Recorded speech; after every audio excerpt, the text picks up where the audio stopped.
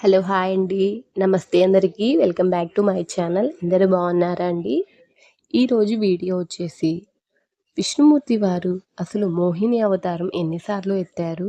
దాని యొక్క రహస్యం ఈ వీడియోలో మనందరం తెలుసుకుందామండి. విష్ణుమూర్తి అసలు ఎన్నిసార్లు మోహిని అవతారం తీసుకున్నారో మన పురాణాలలో విష్ణుమూర్తి వారి యొక్క మోహిని అవతారాలు పలు సందర్భాలలో అయితే మనకి చెబుతున్నాయండి పురాణాలు. నారాయణ, నారాయణి 2 రూపాలలో కనబడుతున్న ఒకే పరబ్రహ్మం అని ఎన్నోసార్లు చెప్పుకున్నాము.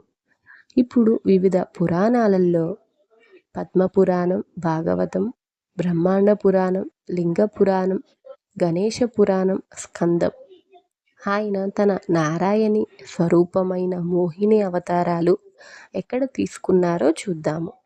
మొట్టమొదట మోహిని అవతారం ప్రస్తావన క్షీరసాగర మథనం అనంతరం దైత్యగణ మోసాన్ని నివారించడానికి దేవతలకు న్యాయం చెయ్యడానికి స్వామి ఒకే సమయంలో ఆ మందర పర్వతాన్ని మోస్తున్న కూర్మంగా, ఆ మదన ఫలితాన్ని అనుగ్రహిస్తున్న ధన్వంతరిగా, దేవతలకు అమృతం పంచుతున్న మోహినిగా నాటక రచన చేశారు. శిష్టరక్షణ, దుష్ట శిక్షణ మోహినిగా నిలబడి రాక్షసులను మరులుగొలుపులుగా దేవతలకు ఆ ఫలాలను అందించారు.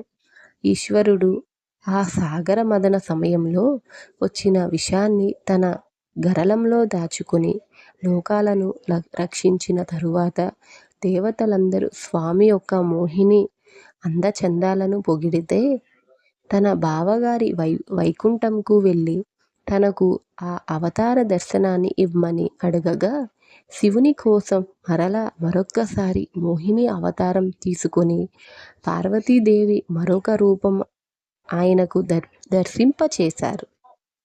ఒకానొక సమయంలో ఋషులు అహంకారంతో తాము ధర్మాన్ని అనుష్ఠిస్తున్న కారణంగా దేవతలకు హవిస్సులు అవసరం లేదు, తాము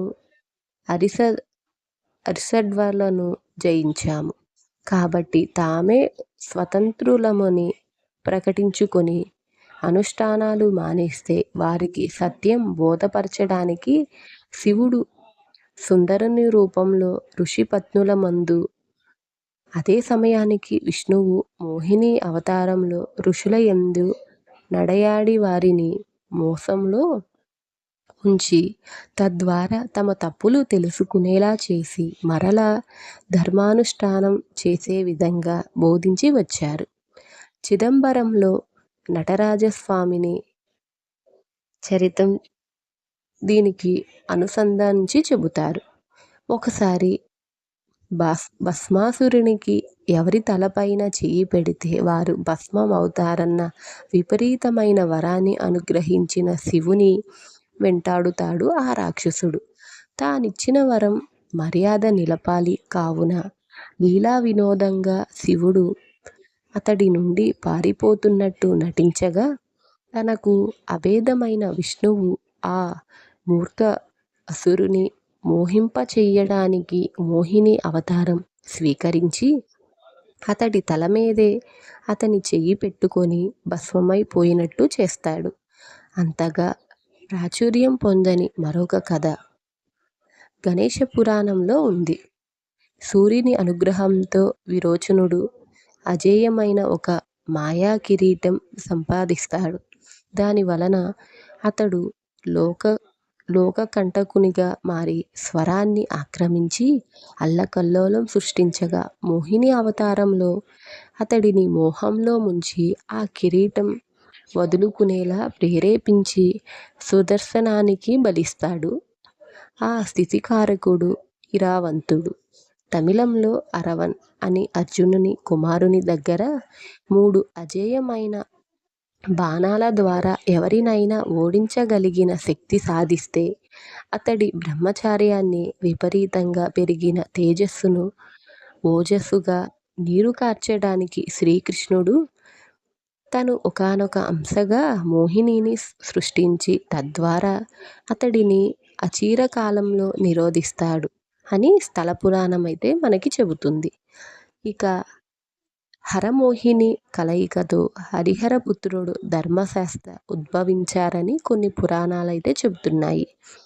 ఘోషిస్తే కొన్ని తమిళ పురాణంలో అక్కడ అయ్యనార్ అవతరించారని, అగ్ని పురాణం ప్రకారం హనుమంతుడు ఉద్భవించాడని, లింగ పురాణం ప్రకారం ఉమయంగానంగా విష్ణువు శివుని పుత్రుడైన స్కందుడని పుట్టుక కలిగించినట్టు చెబుతాయి.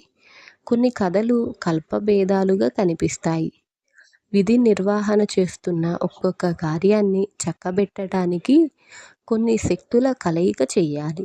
కాబట్టి ఇటువంటి లీలలు చేస్తారు. నమ్మిన వాడికి నమ్మినంత మహదేవ.